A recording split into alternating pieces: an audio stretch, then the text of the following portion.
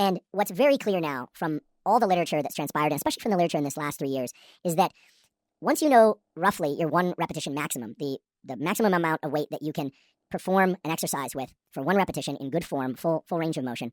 that it's very clear that moving weights or using bands or using body weight, for instance,